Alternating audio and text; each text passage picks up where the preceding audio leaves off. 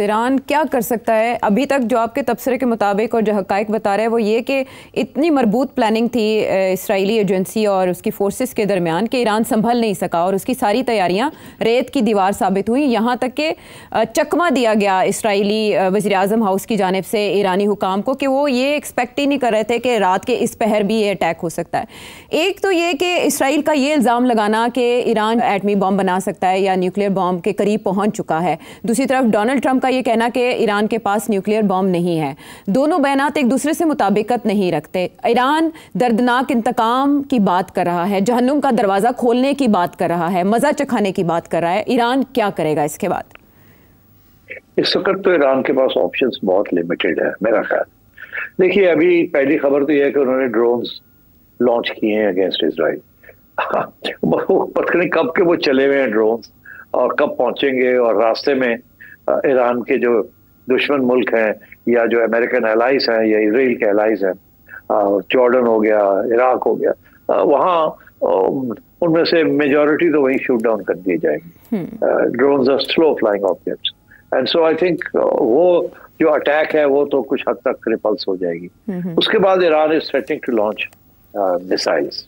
They have long range missiles and they can launch them, मगर Israel का जो defence system है against missiles also very strong, और रास्ते में again they will be attempted with American help to defuse them. तो मेरा अपना ख्याल है कि ईरान थ्रेटन तो कर रहा है कि न्यूक्लियर जैसा रिस्पॉन्स हम करेंगे, बट अभी उनके पास न्यूक्लियर वेपन नहीं है। अभी वो some screwdrivers turn away from the weapon. फिर वो वेपन के अलावा भी उसकी लॉन्च का भी होता है, उसकी ट्रिगर का भी होता है, एंड ऑल दीज इश्यूज। और अभी यूरेनियम एनरिचमेंट जो है वो कहते हैं 50 से 60% हुई है। इसको to make a good bomb you have to go up to 90%। Dirty bomb तो आप कर सकते हैं 70% पे भी, but I think Iran is not in a position to use nuclear weapons right now.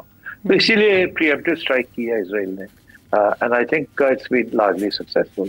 अब ईरान करेगा क्या? अगर ईरान अमेरिकन इंटरेस्ट को, अमेरिकन बेसिस को, अमेरिकन को अटैक करता है इन द मिडल ईस्ट, तो फिर अमेरिका डायरेक्टली इन्वॉल्व हो जाएगा। अभी वो इनडायरेक्टली इन्वॉल्व है, बिकॉज अभी भी डोनाल्ड ट्रंप समझता है कि अगर इसको हमने ईरान को कंट्रोल कर लेते हैं और रिजीम चेंज कर लेते हैं, डिस्ट्रॉय नहीं करते, like they destroyed Libya, like they destroyed to begin with Iraq, and then they destroyed the other countries, Syria for example, तो that is the preferred option.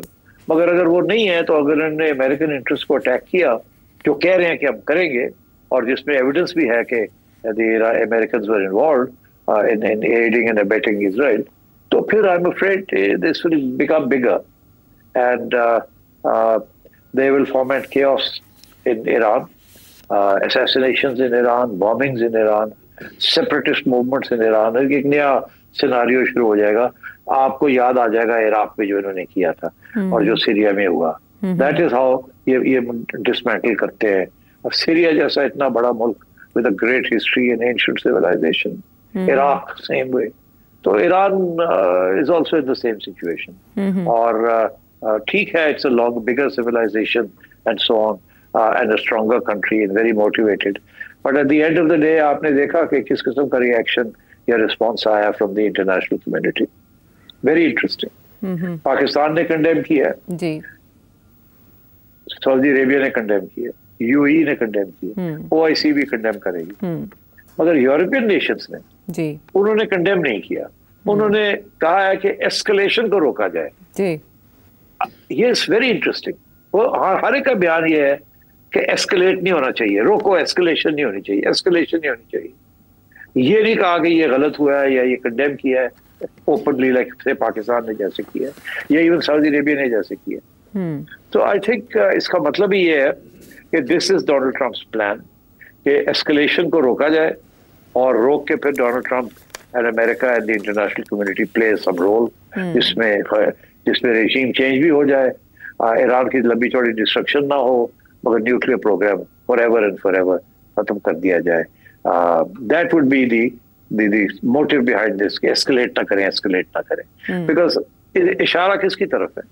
Israel ने तो जो करना था कर दिया, और वो करता जाएगा। वो ईरान को कह रहे हैं ना कि आप ना रिस्पॉन्ड करें जी। जैसे पाकिस्तान को कहा था जब इंडिया ने किया तो एस्केलेट ना करें, एस्केलेट ना करें। अच्छा, अब बात यह है कि ईरान ने फैसला कर लिया जैसे पाकिस्तान ने किया था कि आपने हिट बैक तो करना है।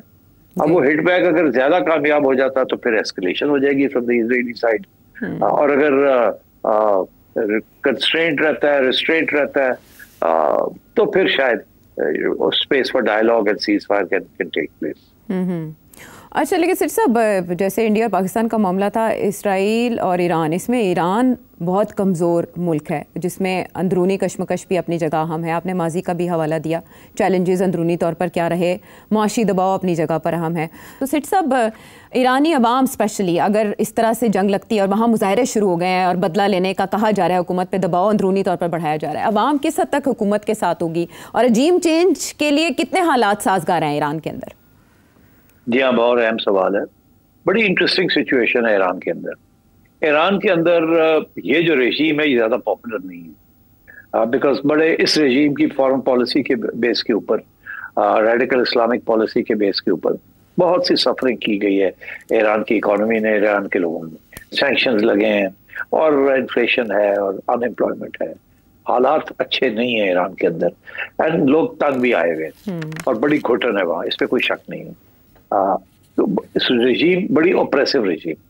अच्छा, अब ये एक तरफ तो ये है, दूसरी तरफ ये है कि वो एक सिविलाइजेशनल स्टेट है, एक नेशनलिज्म जो है, Persian Iranian nationalism is a very strong force. तो जब ये फॉरेन इंटरवेंशन होती है इस किस्म की, तो उस वक्त वो नेशनलिज्म उभरती है। आपने देखा पाकिस्तान के अंदर भी कि जब ये इंडिया ने अटैक किया तो सारी फोर्सेस इकट्ठी हो गई, इवन द ऑपोजिशन, पीटीआई वगैरह। तो ये एक नेशनलिज्म का इजहार होता है। अब ईरान के अंदर भी ये दो कशमकश चलेगी। एक तरफ ऑपोजिशन, वो देखेगी कि अभी क्या हमारा मौका बन रहा है, क्या अब हमें रेजीम चेंज की तरफ जाना चाहिए और अयतुल्लाह की जो रेजीम है, इस्लामिक रेजीम को खत्म करके एक सेकुलर रेजीम की तरफ जाना चाहिए, डेमोक्रेटिक रेजीम की तरफ जाना चाहिए, जो कि अमेरिका को और वेस्टर्न को बड़ा खुश करेंगे। इस किस्म के लोग जो है उनको शायद पीछे से सपोर्ट भी मिले। दूसरा ये कि क्या फिर खड़े हो जाए अमेरिका के खिलाफ। तो मैं समझता हूँ कि जो लोग वहाँ इस्लामिक रेडिकल्स हैं वो तो जाहिर है यही कहेंगे कि अटैक करें, अटैक करें। बट मेरा ख्याल है कि जो लोग चाहते हैं कि एंड ऑफ दिस रेजीम, वो थोड़े नहीं है, वो साइलेंट जरूर हैं, मगर they are quite fed up with this regime also. तो ये कशमकश चलेगी। अब देखना ये है कि ये लोग किस तरीके से, इनकी जो हुकूमत है, ये जो लीडरशिप है, वो किस तरीके से इसको हैंडल करती है। So I can't say, but what I can say is बहुत से छोटे छोटे ग्रुप्स हैं जो कि अमेरिका के साथ राब्ते में हैं, जो कि ऑपोजिशन के ग्रुप्स हैं। इंटरनल ऑपोजिशन तो नहीं है कोई भी, मगर एक्सटर्नल ऑपोजिशन जरूर है, सेपरेटिस्ट्स हैं, और उनको आइडेंटिफाई करना जरूरी है, बिकॉज अब अमेरिका और यूरोप जो है उनकी तरफ जाएंगे, रुझान होगा। जैसे आपने देखा कि सीरिया के अंदर क्या हुआ।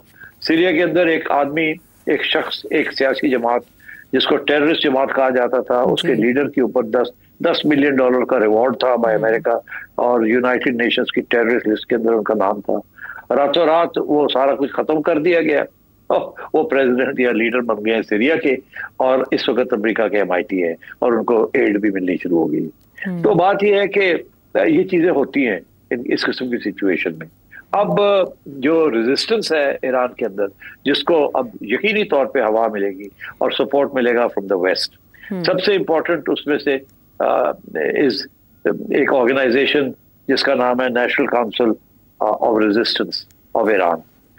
ये एक अम्ब्रेला ऑर्गेनाइजेशन है, इसके अंदर बहुत से छोटी छोटी जमातें हैं, मगर इसके पीछे जो है, जो सोच थी एक जमाने में, वो मुजाहिदीन खल्क की थी।